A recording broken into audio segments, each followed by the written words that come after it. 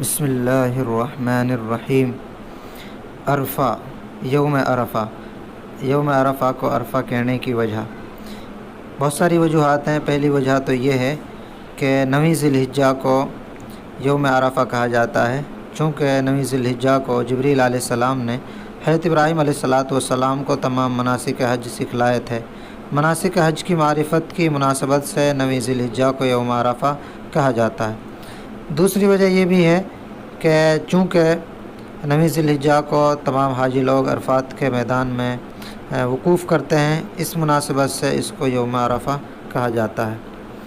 یوم عرفہ کے دن کی فضیلت اللہ کے رسول صلی اللہ علیہ وسلم سے ثابت ہے۔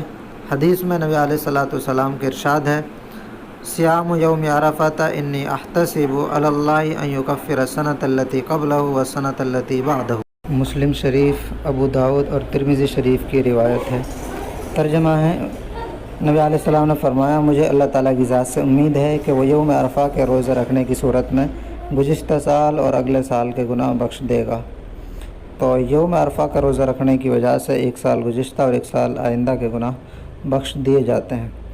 ایسے ہی یوم عرفہ کی صبح فجر کی نماز سے ایک عمل اور شروع ہوتا ہے، جس کو کہتے ہیں تکبیر تشریق۔